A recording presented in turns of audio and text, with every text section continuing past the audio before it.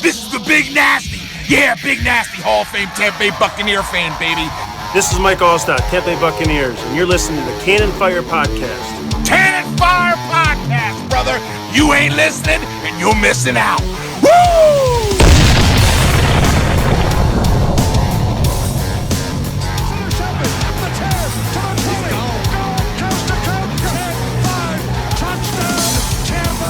To the 20, to the 25, for a 30, to the 40-yard line. We could see history. 50, 40, to the 30-yard line. Run, Michael, run, Michael, run, Michael, run. Touchdown, Tampa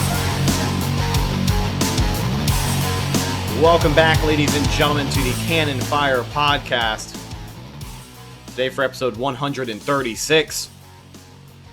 We're going to talk about the Tampa Bay Buccaneers and the terrible, horrible, no good, very bad day. A reality check for Tampa Bay came Thursday night in the form of Nick Foles and the Bears. Maybe the officials too? I mean, I kind of knew the Bucs were due for a trap game this season, and I just really hate that it had to come from the referees. But we're going to talk about all that and more. We've got a great show lined up for you today. Welcome back. I'm your host, as always, Rhett Matthew. Joined alongside me, as always, my good buddy and co-host, the Philly Bucs fan, Mr. Evan Wanish. And of course, had a very special guest on the show today, honorary third member of the show, Mr. Moneybags, James Hill, a.k.a. Mr. Bucs Nation. And guys, you know, we record these episodes. We try to record them a full day after the game. That way we have time to sit down, think about everything that happened, try and lay it all out with an even head. And I'll just be straight up honest with you. I'm still pissed off. Like, I thought I'd be in a better mood, but I am still just as pissed now as I was when the clock hit triple zeros. That was just a piss poor performance last night. It's Friday. Let's just have a fun show. It's Friday. I'm trying, dude. Listen, I would love to. You know, last show, we take a week break. We come back on Thursday. We preview the Packers game, but I feel like we have so much more to talk about now just because of what we saw on the field last night. I'm sad. I'm just sad. I'm sad about a lot of things. I'm sad for being called Moneybags. I'm sad that the Bucs lost in such a disappointing fashion. It sucks. It sucks, man. So, if you folks did not see it or hear it, Tom Brady fell to Nick Foles once again. On the last drive of the game, he appeared to lose count of the downs on his final play with seconds left in the game. But I guess we just have to talk about this right off the rip. Like, guys, personally, I feel like Brady knew what down it was. Like, I know maybe he tried to play it off like he didn't. Maybe he's trying to one-up these officials who were just horse shit all night. But I ultimately feel like he knew what down it was.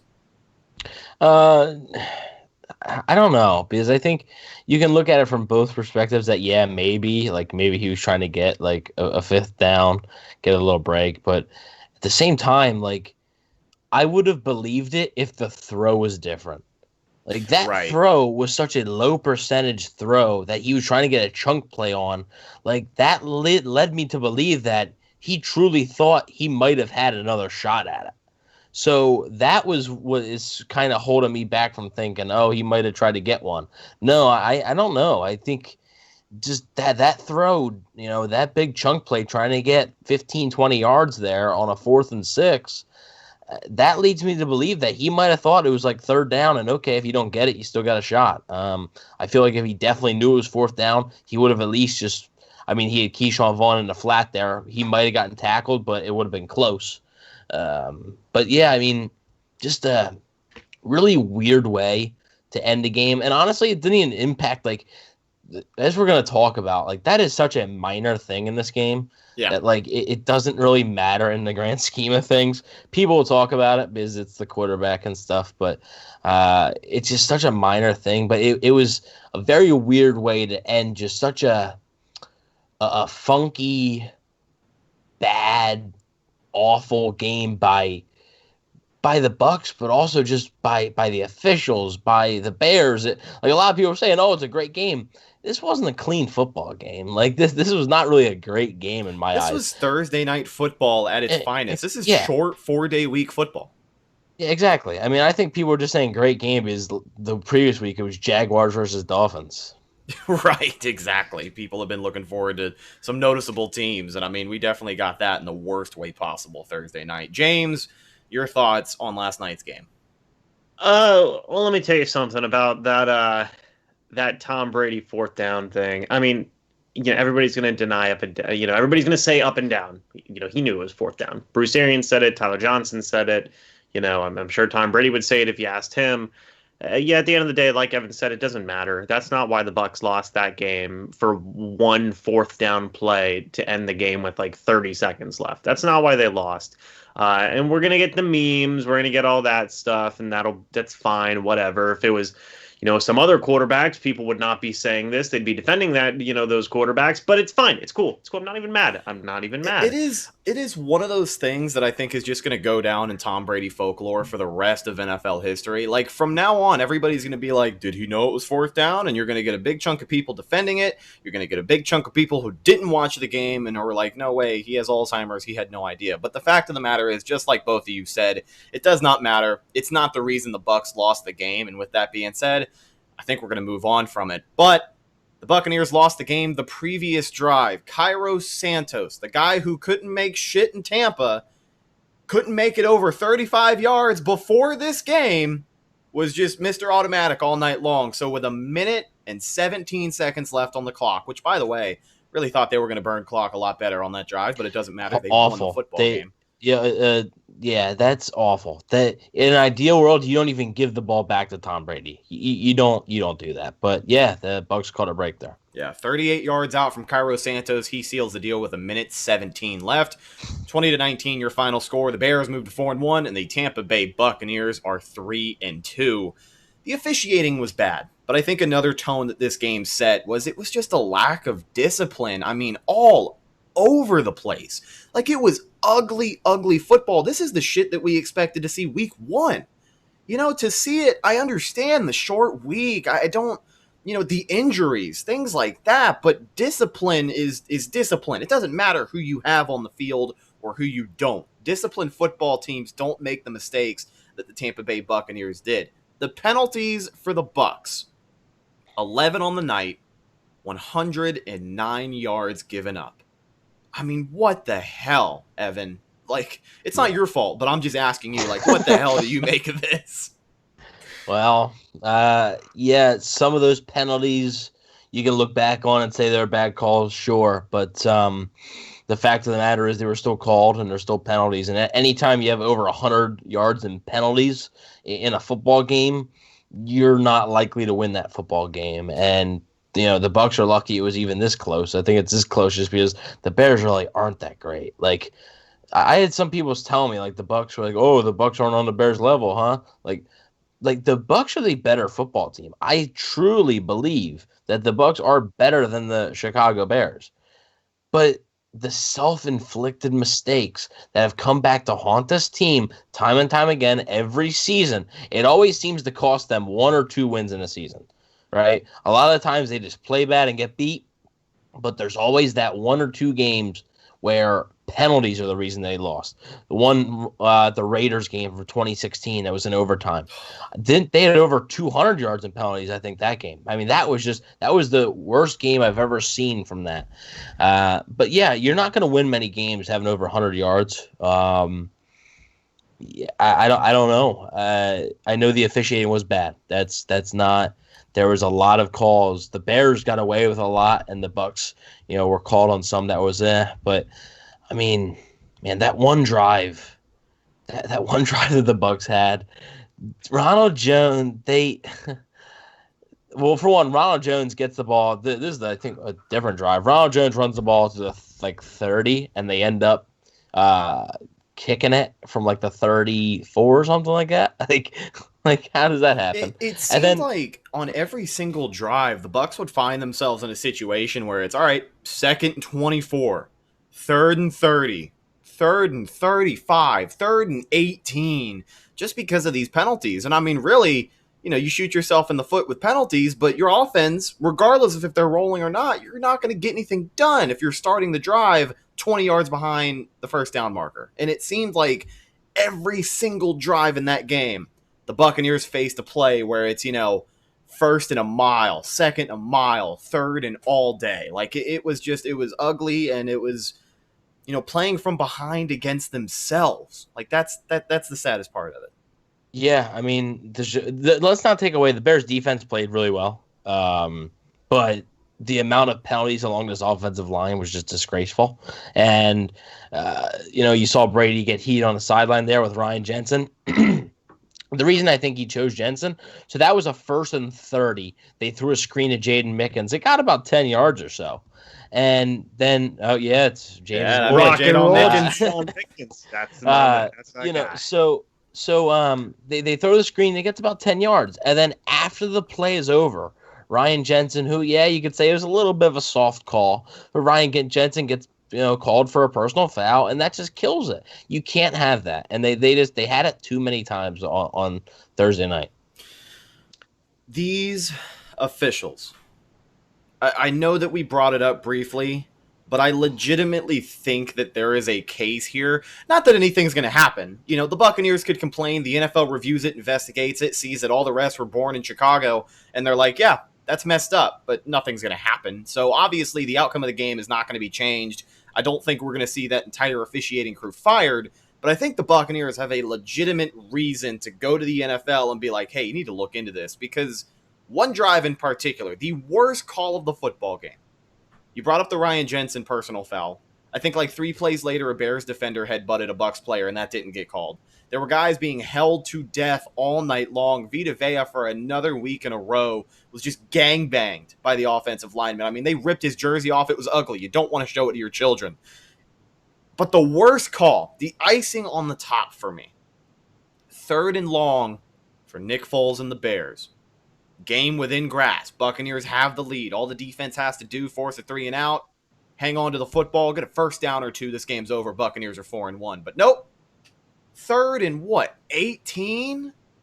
Shaq Barrett hits Nick Foles as he lets go of the football. I shit you not. Just an awful call. He lets go of the football, and it's a roughing the passer. Bears get a first down. They march on down the field. Cairo Santos kicks a field goal. This is game over. Buccaneers called the game right there. Actually, the Bears had punted on that drive. What that did. So the Bears had actually punted on that drive, but what that did was it put the ball, instead of it being likely around like the 50-yard line, if the Bears had just punted right there, the Bears moved up to like the 30 or so, and they were able to punt it to the 15. And this is where the Bucs lost the game right here. They held the ball for 16 seconds on offense. Oh, you're right. So that was a drive before. My mistake. With under 3 minutes to go, they ran it once with Ronald Jones, lost 2, and then threw 2 incompletions and took off 16 seconds off the clock. Inexcusable. James, I know you're chomping at the bit to get after this. It's funny, too. I'm sorry. Go ahead, James. Oh, no. You're good. Go ahead. I think it's funny, too, because, we're going to talk about Ronald Jones. We're going to break down some of these stat lines here shortly. But if there's ever a time you want to just feed Ronald Jones, why would it not be right there? The game that he was having, 17 carries for 106 yards? Like, he had 100+ yards on the ground last week. I wasn't expecting him to do it again, but damn it, he did it again this week with even less carries. So I don't know why that they, came out and did what they did. I will say, I don't know who I have to talk to or what money I have to slip under the counter to see a goddamn play action be called on 1st and 10. But, everybody in the stadium knew Ronald Jones was getting the ball every single time the Bucs took the field, 1st and 10, right up the gut. Maybe he was running hard, but if you're going to throw the ball on a drive like that, take advantage of what's been working. And it really didn't seem like they were able to do that at all. Not only from shooting themselves in the foot, but just awkward play calling at times. And we've talked about that time and time again. But James, go ahead, man. Yeah, it's just... The refs did have a bad game. They really did. The one drive in question, they had 4 plays, 4 penalties in a row on every single play. I believe it was a holding on Wirfs, an offensive pass interference on Evans, a holding on Donovan Smith, which was offsetting, and then a holding on Ryan Jensen. Was it a holding or was it the personal foul that was on that drive? Might have been the personal foul. Let me see. It says First and 10 from Chicago 35, holding on Tristan Wirfs. Next play, 10-yard penalty on Mike Evans for offensive pass interference. So then it's first and 30 from Tampa Bay's 45. Brady gets sacked, offensive holding on Donovan Smith, but it was offsetting because Khalil Mack had a roughing the passer. Then the next play, it was a penalty on Ryan Jensen for unnecessary roughness for 15. Right. Regardless, still just an undisciplined drive. Right. So, like, I totally agree. The refs had a tough game. Like, it sucked, and it's definitely worth mentioning as well. But Bruce Arians said after the game, they were outplayed and outcoached. Like, it does get to a point where you have to sit there and go, well, geez, okay, I mean, yeah, the refs suck, but God, could we just stop? Can we just stop getting penalties, please? Like, can we have some discipline here? The offensive line blew it this game, in my opinion, in terms of discipline. Like, it just was bad. It was really bad. You could tell that the Bears front seven was in this offensive line's head all game. And I get it. It's Khalil Mack. It's Robert Quinn. Probably one of the better pass rushing duos in the NFL right now, but just inexcusable, man. And that drive was so freaking annoying, to just put it into one word. Yeah. It was so frustrating to see, and it's 11 penalties is what we finished the game with. And whether or not that's partially the refs' fault, even if you took away like three or four calls, I mean, that's still 7-8 penalties. If you take away that one roughing the passer call on Shaq Barrett, Bucks still win this game. I will die on that hill. I believe that too. I was gonna say that if that's not called, because what happens is the Bears punt, the Bucks get the ball around the 50-yard line, and I think the Bears play that completely different. I think the Bucks win. Yeah. I agree with that one, and I was talking to a buddy of mine about that. He said, he had said that I understand, I don't agree with it, but I mean, that's just how refs make calls these days, and I guess it is, and just, it's just, that's what they're teaching now, is it? Yeah, that's what it is, I mean, like, that's just what they do now, and it's frustrating. It's very frustrating. Like you guys said, that pretty much decided the game right then and there. Yeah. And I want to bring up one point here. What is Carlton Davis exactly supposed to do against the receiver that he's not going to get called for defensive pass interference? Yeah, I mean, that is brutal. Okay, that ball is 6-7 yards away from Robinson. He ain't getting to that ball. Okay, and Davis plays it perfectly. I don't know what else you want a corner to do, but like, I think most defensive coaches will go into the film room and say, you know what, this is exactly how you're supposed to play it. This is exactly how you're supposed to play it, and don't do it differently. Because I think most of the time that's not going to be called, and this time it was, and that is inexcusable. That call and the Shaq Barrett roughing the passer one, those are the only two that I really have a huge issue with, that were just horrendous, and both were on third down. I believe the Carlton Davis one was like a 3rd and 2, but both were on third down, so both are big calls there. And normally I'm not even you guys know this, James, you're on the show or you listen to the show, and Rhett, obviously you're here.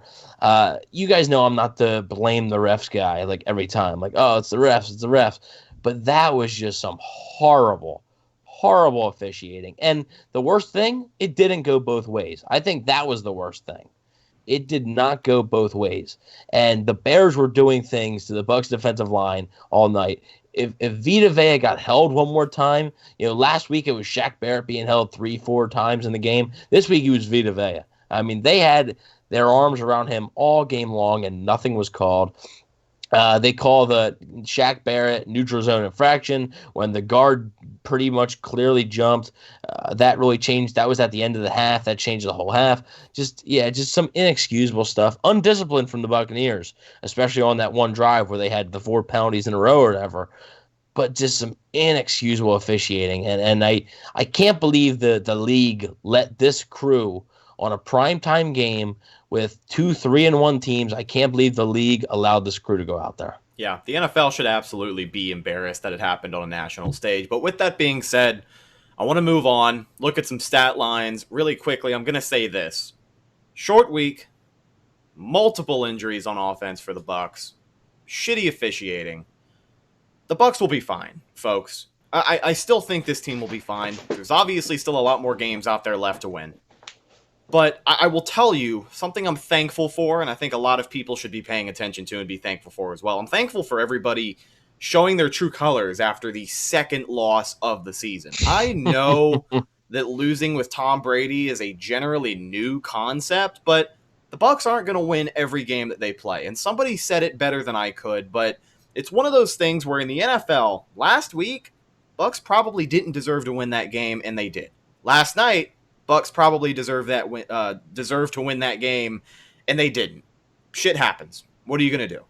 Let's move on, look at some stat lines. First and foremost, Tom Brady, we got to talk about his day. 25 for 41, 253 yards, 1 touchdown.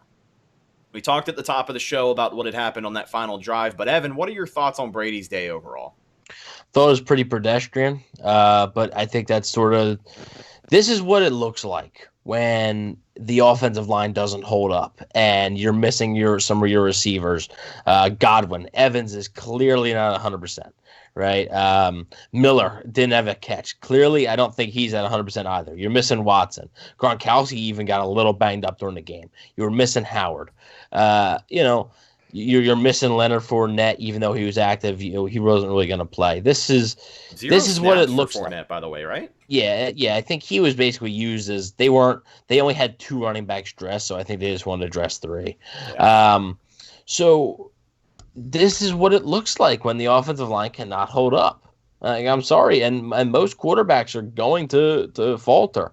Tristan Wirfs had his worst game as a pro. He's been great. 4 games, he's been great. But this is his worst game. Khalil Mack really took it to him. He took it to him after the whistle was blown, by the way. You remember when he flipped him with one hand? Khalil Mack sacks Tom Brady with one arm and then flips Tristan Wirfs with the other. Holy cow. Random drug test coming up. Maybe. And then, just that Bears defensive line's good. The Bears defense is good, but thought it was very pedestrian from Brady. You can tell he definitely needs, and everybody wants to, a lot of people want to hate on Shady McCoy. I think this is the value that McCoy has as a pass catching back.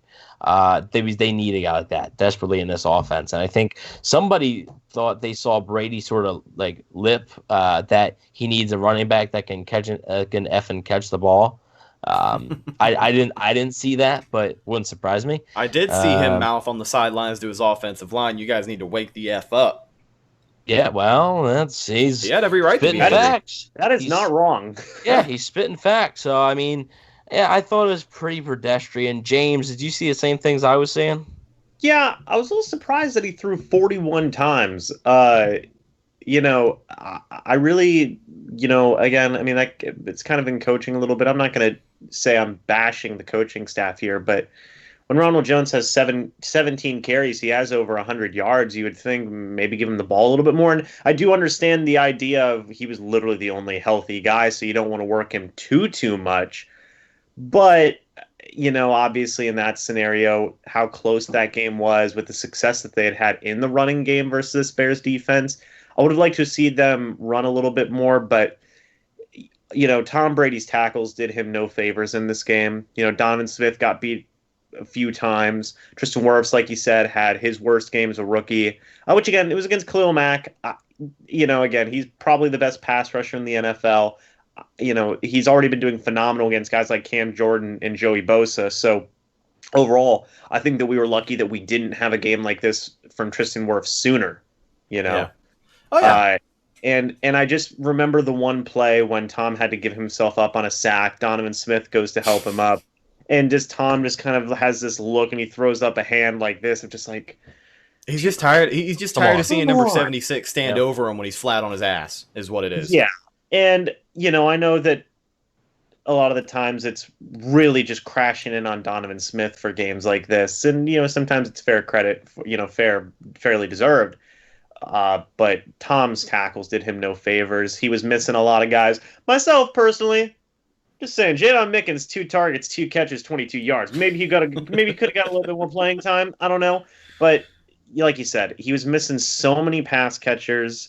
Tanner Hudson was getting, 4 targets thrown his way in this game. Yeah. Brady did miss him on a wide open touchdown, but you know. on that. Was that the first drive? Yeah. That was. Okay, yeah. I think they came out. They took a nice shot with Tanner Hudson, who was getting a ton of targets over those first 2 drives. It kind of confused me, but then you saw Cam Brate come into the game a little bit later, and that was reassuring. But yeah, that Tanner Hudson touchdown, he overthrew it, and I remember they were showing the replay, and Joe Buck and Troy Aikman, one of those idiots up in the booth, they were like, "Oh, well, you see the left arm of Brady get grabbed right there, right as he throws the football." But like in the motion of his throw, I really don't think that's what threw him off. Yeah, he overthrew the guy. He didn't underthrow him. So how is that gonna? Yeah, that doesn't make any sense. No, yes. I get you, but. While we're talking about this offense, there's a couple more stat lines I want to bring up. We already talked about him a bit. Want to bring him up one more time, and that is my man Ronald Jones. Rojo, hell of a day for Rojo on the ground. 17 carries, 106 yards, and his longest run of the night was 37 yards. A thing of beauty he was making everybody miss out there. And I'll tell you, one of the things that I saw from Rojo in this game that really, really just, I think, speaks to his running style is that if right off the get-go, you're going to come at him with wimpy tackling, it's just not going to fly. I think that extra weight that he put on really prepared him to take on that first wave of tacklers that he saw, because he was making guys miss if they came at him with, anything less than a full textbook wrap. There were multiple times he'd be hit at the line of scrimmage, bust a spin move, hit the B button, and he was out of there. But I really liked what I saw from Rojo last night. This is good politeness here. I saw the spin move. He did it like 3 or 4 times, and I thought, man, where's this coming from?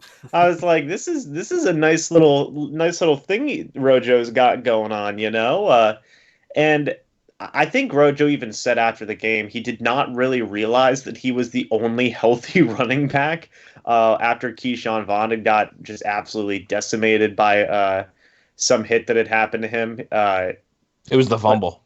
It was the fumble, right. Fumble that took them 10 minutes to figure out and overturn, by the way. But yeah. Right. And Ronald Jones had said after the game, they told him, like, hey, you were kind of the only healthy running back. And he's like, I wasn't really paying attention, and Ronald Jones, I don't remember the last time a Bucs running back has had 2 100-yard back-to-back games. It might have been in the Doug Martin era. Yeah. That's what I'm thinking. So I mean, it's something we haven't seen very often the past few years. And I think it's awesome. Bruce Arians said it best earlier in the season. It's Ronald Jones' job until he does something to lose it, basically. And he's been good so far this year, and he's just continuing to keep on going. I said last week on the show, we were talking about the responsibility that he would have being one of the only healthy running backs on the roster. And I said, look, he had a 100-yard game. I'm not going to pound my chest and say that Rojo needs the running back 1 job. And I'm not really going to say that this week. But I think he deserves it. Like, I really do think that back-to-back 100-yard games on the ground, when your offense is stalling the way that it was and the Bears defense had the game that they did, I think it's a testament to how this guy runs. I think, Bruce Arians said earlier that having those 2 running backs back there between Rojo and Leonard Fournette, he's going to ride the hot hand sometimes. And if Leonard Fournette's good to go for Green Bay, I'm all for it. I'd love to see the rotation come back, maybe throw a little more passes out of the backfield to Leonard Fournette. But if Ronald Jones can continue to take 15 and 20 carries for almost 100 yards, then why the hell not just feed him? Maybe dump it off to Leonard Fournette on 3rd down or out of the backfield every now and again and see where the hot hand takes you, because he is absolutely, so far, I mean, I know we're only 5 games into the season, but so far this is shaping up to be his best season of running the football. Yeah, so Jones has been these past 2 games, he's really stepped up because he's needed to, and kudos to him. But the first 3 games, it was kind of meh. Like I feel like he's been better in this mindset that like he knows like he's like the guy. Yeah, I think it's a big confidence thing. Yeah, and I mean, I think he also realizes that he's the guy because everybody else is injured. But he realizes that, he's the only one. He's going to get the bulk of the carries. And yeah, he played really well. I thought he was better, last night than he was versus the Chargers. I thought that versus the Chargers, he got a little lucky with just some chunk runs, and he was decent against the Chargers, but I thought he was actually good last night. I know me and Rhett had a little texting exchange last night about him. But you were I was just talking about, I think it was halftime, and I was like, man, I really wish they'd feed Rojo a little bit more. And you're like, he's been okay. And then he busts out that 37-yard run, and I responded, and I'm like, yeah, okay. Yeah, and then I said a few things, and then stuff that we won't talk about here. But so yeah, I thought he was good. He was, and I think I just don't understand that last drive when they had they spent 16 seconds. You're gonna the box was stacked on the first play, right? Jones was not gonna go anywhere. Right, the box was stacked on that first play. They lost 2. Jones wasn't going anywhere. But if you're gonna run it there, why would you pass it 2 straight times? If you're gonna pass it, you got to make sure it's a ball that is just gonna be complete. It's got to be a screen, a quick slant, something like that. A ball that is going to be complete to keep that clock moving.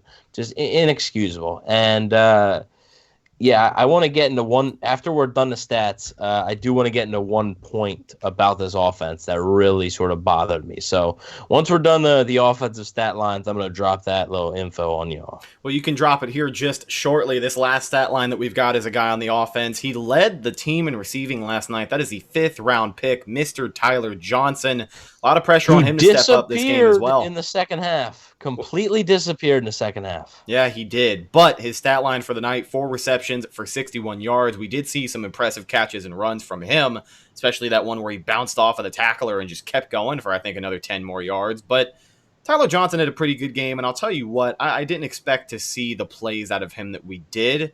Obviously, there's still a gelling process that's going to come with him, and I think once you get Mike Evans and Chris Godwin back on the field ready to go, maybe we see a little bit less of them. We didn't see a ton of Scotty Miller last night. I think the Bears had really done a good job at neutralizing that deep shot. They took that away from Tampa Bay. But Tyler Johnson, what'd you think of his performance? I liked it.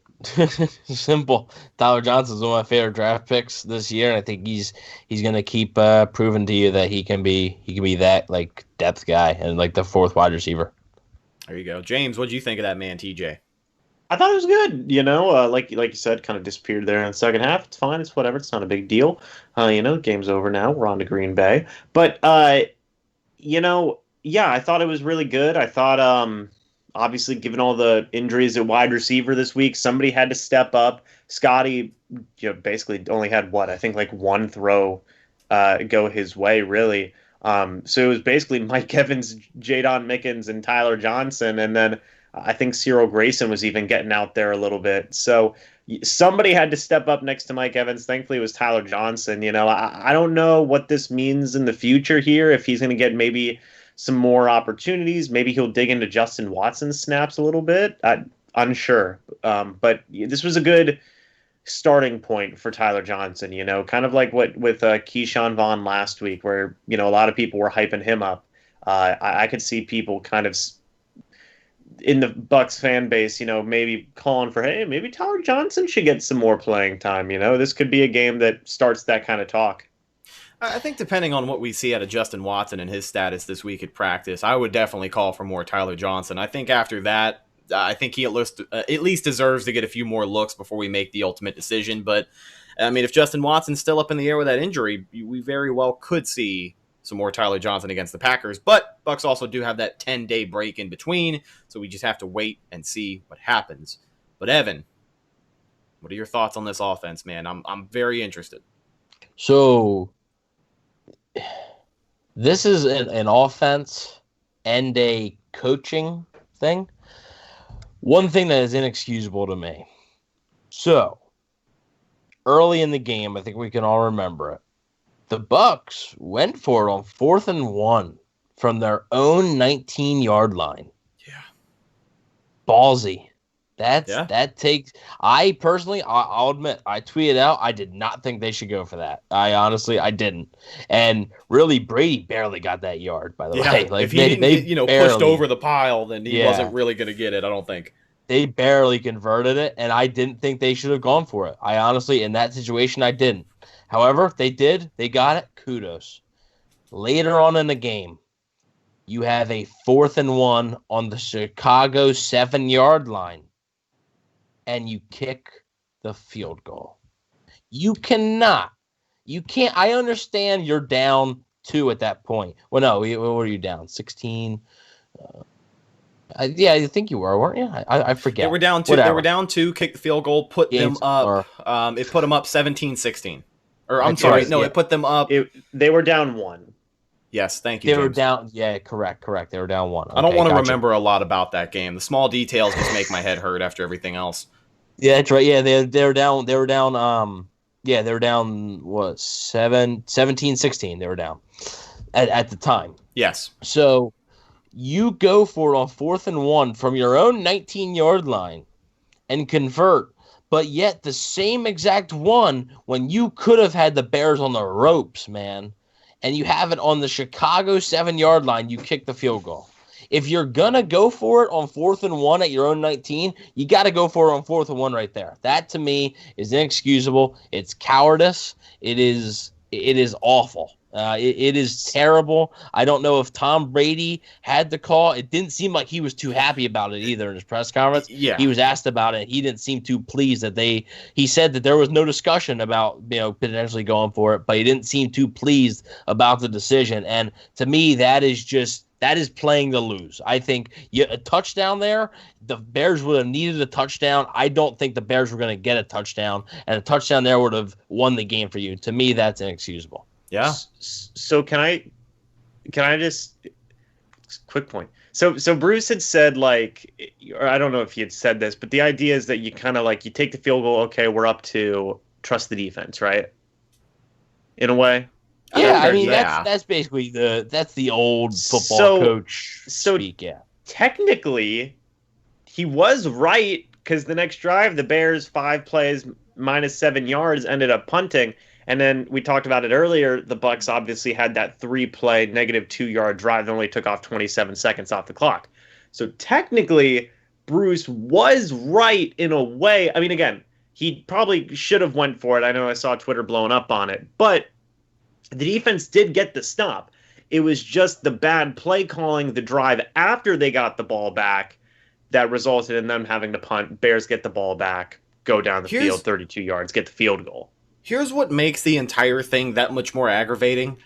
From a coaching standpoint, obviously it is just plain cowardice. If you're going to do it earlier in the game in your own territory and force, if the Bucs don't get it right there, then the Bears get the ball in the red zone. It's as simple as that. Yeah. With the game on the line and the situation that they were in, since Bruce Arians has come in as head coach of the Tampa Bay Buccaneers, what has been the motto that everybody and their mother wants to put on the t-shirts, No risk it, no biscuit, baby. No risk it, no biscuit. Well, no risk it, no biscuit effing goes for it on 4th and 1 with the game on the line. Yeah, the defense went out there and did their job, but even then, if the defense goes out there and does their job, the Buccaneers get the ball back and have a 16-second drive. They're still up to where the Bears would need a touchdown, and I just don't think they were going to get it on that final drive that we saw. It was a slow burn. Taking the field goal right there loses you football games. When it's a 2-point lead and the other team is going down the field, like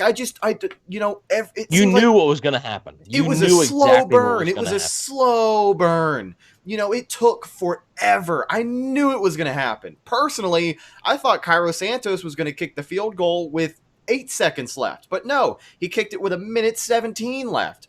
And they still lost the football game. So I get it.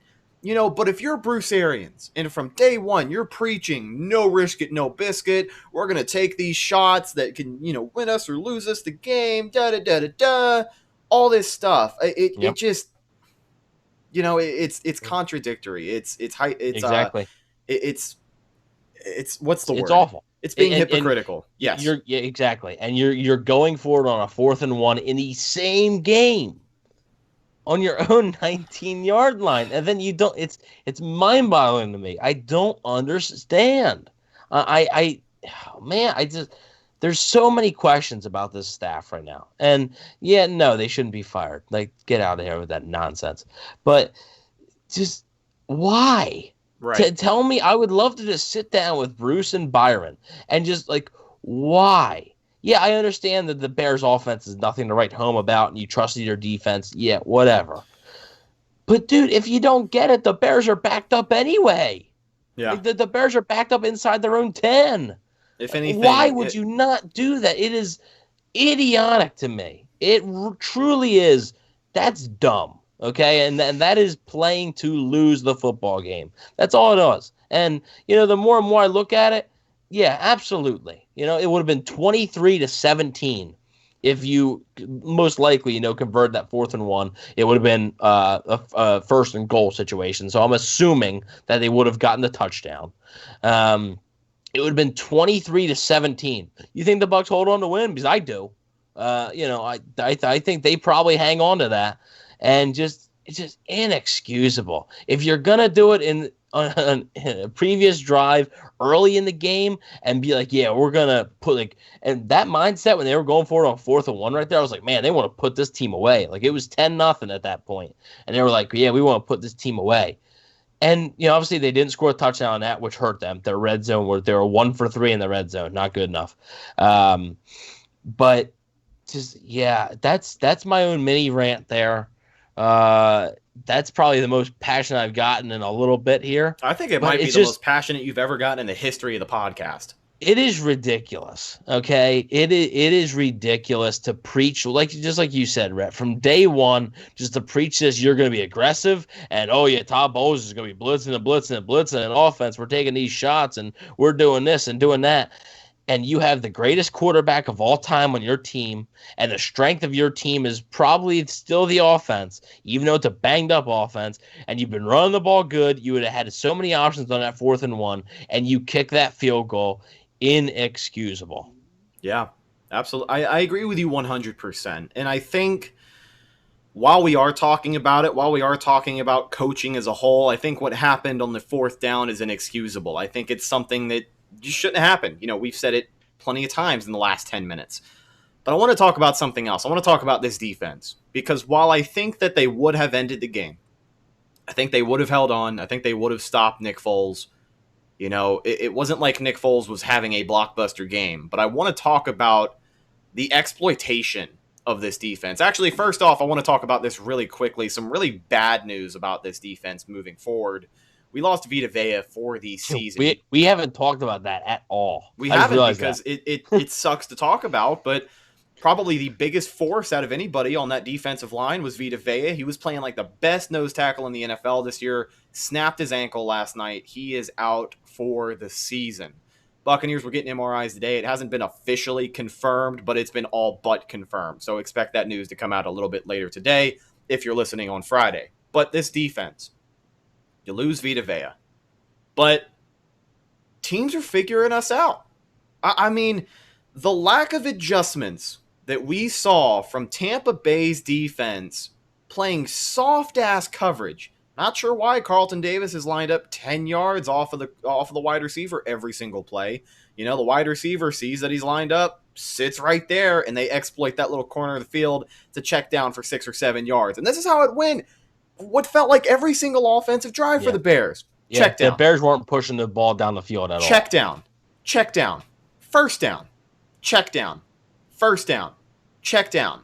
Maybe we were on the ball and get 2 yards. Check down, which results in a first down. Check down. Check down. Run the ball. Check down. Touchdown. Bears get points on the board. It is embarrassing. Like, football is a game of adjustments. The Bears made adjustments to the Bucs defense because they weren't doing anything. They weren't changing anything. When you're exploited in the same way over and over and over and over and over again, somebody has to notice. And I don't think anybody noticed. And like, Nick Foles sliced and diced us up on checkdowns, and it was embarrassing. The wheel routes, baby. That's two things. The wheel routes, even my buddy who was watching the game with me, he's not a Bucs fan, but even he was saying, I thought that they were going to make adjustments to that. Why didn't they? Cordell Patterson, every time he got the damn ball.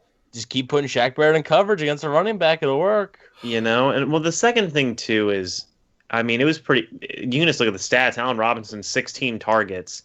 I mean, they should have been doing more to stop him. I mean, I don't know if it was just more have Carlton Davis play a little bit closer up on him, maybe even having to double Allen Robinson. I don't know. Whatever you had to do, it was pretty apparent that the only thing that the Bears had working for their offense was Allen Robinson and running back wheel routes. Is that fair to say? Exactly. Yeah.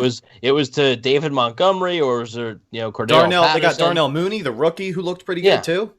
Yeah, I mean, it's just That was all you had to do was just double up Allen Robinson. Again, 16 freaking targets, and stop the wheel route. And Jimmy Graham did some stuff, sure, but it wasn't enough to make you just go, "Oh gosh, this is a problem." Yeah, he had that one great catch, but yeah. Oh, that was good. That was a good catch. Good Lord, that was a good catch. That's what he does, man. But listen, what I'm trying to say is that the soft coverage that we saw displayed and the lack of adjustments, if you do that against Aaron Rodgers and the Green Bay offense, Aaron Rodgers is throwing for 648 yards and 8 touchdowns. Like, he's just... I don't know, man. It really is concerning, the lack of adjustments is all I'm trying to say. Well, one thing I do want to say about just coaching and adjustments in general, and I want your guys' thoughts on this. Again, when I was watching the game, Sam Buddy pointed out to me, he said, I just feel like the Bucs play calling today has been really vanilla. I feel like it's just not, it's almost predictable in a way, and it's not vanilla is the exact way he used to describe it. What are your guys' thoughts on the play calling from this game from Byron Leftwich? I thought it was okay. It was okay. I'm not saying it was acceptable or good. I will give Byron half of my salary, which isn't much. I only make not that much a year. But I will give Byron half of my salary just to see a couple of play actions on first down. I think, well, you did. You did that one time. You did that one time, and Donovan Smith didn't get a hand on Khalil Mack, and Brady got sacked. That was the one he threw his hands up. That was first down. Maybe that's why I forgot that one. You know what that led to? That was first down, and went to 2nd and 17, then 3rd and 17, and then they gained 16 yards and didn't go for it on 4th and 1. That's what that led to. That's what that sack was. It all comes full circle, guys. It all comes full circle. That's what that sack was. But anyways, the play calling I thought was okay. You talk about how you're going to ride the hot hand running the ball, and then you don't hand it off to Jones enough, like when he's going. Like, when he's not on, I understand it. But, yeah, like you said, throwing the ball 41 times is just not great. And I understand that last drive, you obviously had to throw the ball, whatever. But the play calling on that 3-play, 16-second drives was just what I'm going to keep going back to. That's the ones I'm going to keep going back to. Not a single run. After you run the ball on first down, you realize the Bears are going to take their timeouts.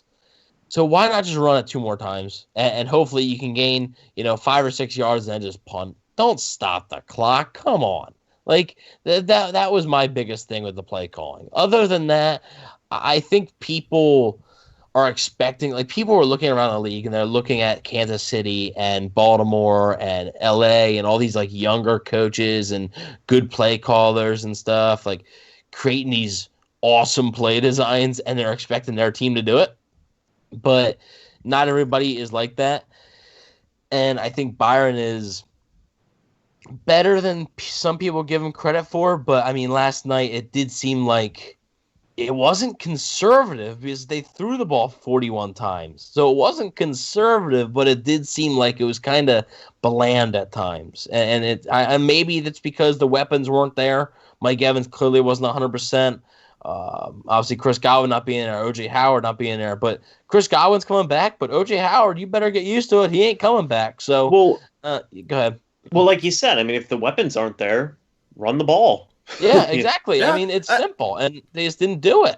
Yeah, this is the first year, especially on this podcast, but this is the first year where I've ever confidently said, like, look, the pass isn't working. Run the damn football. And I know that every weekly checklist I put out, I'm like, oh, commit to the run game because you'll really get something out of it. But I legitimately mean it now. Like, if your passing game is not working, these past 2 games that we've seen from Ronald Jones, even if he's not the hot hand, you're going to get Leonard Fournette back. That rotation was looking pretty damn good when you needed it to be, and it's just an extra outlet for Brady right there in the backfield. If you've got Leonard Fournette on the route or on the flat and everybody else downfield is covered, I guarantee you Leonard Fournette's going to get you 4 or 5 yards on that reception, maybe even a little bit more. But with all of this being said, The Tampa Bay Buccaneers at the end of the day are 3-2 right now. They've got 9 days off between now and their game against the Green Bay Packers next Sunday in Raymond James Stadium. The undefeated Green Bay Packers and Aaron Rodgers, who is playing like an MVP. When the season started, this was the game that I was looking forward to the most, but as of right now, it could not get here soon enough because I'm kind of ready for it to be behind us, win, lose, or draw. But boys, I really think we covered everything that we needed to. I think I got everything off of my chest. And I'll be honest, group therapy works magic because there's a lot in this game. there was a lot. I think group therapy works magic and talking about it works magic because I feel better now than I did at the start of the show. That's for damn sure. Hey, the sun came up this morning, right? Yeah. It's not the end of the world. I see people that are just going nuts. They're 3-2. Okay, I predicted them to start the year 3-2. I predicted a loss to Green Bay. I predicted they're going to go 3-3, and I still said they were going to finish 11-5. Like the sky is not falling here. Okay, yes, they need to play better. Truth is, I think if they're fully healthy, even minus O.J. Howard, if the Bucs are fully healthy last night, they probably win. Okay, but it's one game. Put it past you. Green Bay's next, right? That's on to Green Bay. Am I expecting them to win? Probably not. But they gotta be ready for it. It's something. And then you got an important stretch. You got some winnable games. Vegas, the Giants. Those are 2 games that you should probably have. And then you got a big matchup versus the Saints, and then you play the Panthers, another winnable game. So you got some matchups coming up. Like I said, I predicted them to start 3-3 and still end up 11-5. Maybe not. Maybe it's not 11-5 anymore. But I think the people that are saying the season's over for the Bucs, it's dumb. Okay, Vita Vea is a humongous loss to this defense. Can't state that enough. It is. It's a huge loss, and Nacho is going to have to step up. He just is. O.J. Howard, pretty big loss to the offense, and it's something that they're going to have to stay relatively healthy now for the rest of the year because the defense and the offense can't really afford many more injuries, especially along the defensive and offensive lines. Those are the 2 where the offensive line luckily has been fairly healthy, and they're going to need that. So the world is not ending. That's my last thing. It is a disappointing, disgusting, awful, embarrassing loss, right? That shouldn't have been because they were the better football team. They still are, and they should have won that game. But the sky is not falling. Relax, okay? And I understand people go, "Oh, relax. You've done years and years of this." They're 3-2. Relax, okay? This is not the same Buccaneers team as the ones in 2011 or 2010 or 2016. Calm down. Meditation apps, I feel, are a great way to wind down. Of course. That's what we should get for sponsors. That's our next sponsorship. That sounded like the start of a fire ass segue, man. Isn't it? That's what I thought. I was like, "Oh, James is getting us a little sponsor." Well, I don't want us to get in trouble for sponsorships that aren't really there. But meditation, great way to calm down. I don't really think companies would care. It's free advertising. There you go. That's true. But like you said, the Bucs are 3-2 at the end of the day. Should they have won that game? Yeah, they should have won the game. They should be 4-1. They're not 4-1. They're still leading the division right now, depending on what happens on Sunday or whenever the Saints play. That could change, but still leading the. They play Monday night, I think, versus LA. So maybe Herbert can work some magic. That's what I'm saying, So, I mean, at the end of the day, they're still leading the division right now. They play the Packers. That sucks. That's not fun. Just the way you said that. Oh, that's great. They could beat the Packers. Who knows? But, I mean, even if they go 3-3, that's still not the end of the world. I get it. It's Tom Brady and expectations. But they need to be 6-0. What's going on? I get it. But at the end of the day, given all the stuff happening in the world right now with everything, I mean, 3-3, honestly, hey, 3-2 right now, I'll take it. Even if it was 3-3, I'll still take it. I wouldn't be too worried about it. Like you said, Evan, there's a couple of winnable games coming up after this Packers game against the Raiders, against the Giants. And at the end of the day, this team will be fine. Just need to get a little bit healthier. Vita Vea does the injury that's devastating, But making sure that a lot of those key guys like Chris Godwin, like Scotty Miller, whoever else can come back and be healthy, that's going to be huge moving forward. Because a lot of people are forgetting that Chris Godwin hasn't played the last couple of games. Scotty's been dinged up the last couple of games. Mike Evans been dinged up the last couple of games. Getting those guys back healthy is going to be so huge. Yeah, I think this is a break that the Buccaneers absolutely needed at this time of the season. I don't think it could have come at a better time of the season. The mini bye week is going to do dividends, and hopefully by the time the Green Bay game comes around, this team is looking much more healthy across the board. That's all you can hope for, because when everybody's healthy, this is definitely a football team that's still going to win a lot of games this year. So, ladies and gentlemen, that's just about going to do it for this episode of the Cannon Fire Podcast. Mr. James Hill, thank you so much for joining us. Our honorary third member of the show at this point. People know him so well, but just one more time, in case people are not familiar, let us know where the folks can find you and your awesome content. Yeah, so just do videos here on YouTube at Mr. Bucks Nation. Just got over 7K, thankfully. Awesome. You've been putting out videos pretty much. It's been busy. Gosh, guys, we've been busy. Yeah, it's a busy time of year once you get back on that regular schedule. All of us, I'm so tired. I just want to sleep. Sorry. Yeah, making videos on YouTube. It's very fun. I have a great time making videos on YouTube 5 days a week. Yeah, great time. Thank you for having me on as always, guys. Really appreciated. Oh, it's always a pleasure, brother. You are welcome on the show any time at all. Ladies and gentlemen, make sure you follow the show James, on... Sorry, go ahead, Evan. You are too legit to quit, James. Too legit. Too legit to quit. Speaking of too legit to quit, thank you, ladies and gentlemen, for listening to our show, watching with video on YouTube, or listening on any of the podcast outlets that you can find us on. Make sure you follow the show on social media, Facebook, Instagram, and Twitter. Basically, the number one place for updates on the show and Buccaneer news as it happens as well. Speaking of Bucs news as it happens, you can follow my co-host Evan on Instagram at Bucks_daily. You can find him on Twitter as well at EvanNFL. Follow myself on Instagram and Twitter at Retticus, RHETTAAKUS. If you follow me, I promise I will follow you back. With that being said, we're going to be taking a little bit of our own mini bye week. We will talk to you guys next Thursday as we preview the Packers game. Short week, a lot of content for us this week. So we're going to take a couple of days off, prepare, and when we come back on Thursday, not only do we have the game preview, but we've got that very major special announcement that we've been teasing for weeks. So if you follow us over on social media, maybe you'll know what that announcement is a couple of days sooner. So make sure you get right on top of that. But come Thursday, we've got some exciting news for you guys, and I cannot wait to bring it to you. With that being said, I am Rhett Matthew, signing off from my co-host Evan Wanish and our special guest, Mr. Bucks Nation, James Hill. Thank you guys for listening to our show. We'll talk to you next Thursday. Go Bucks.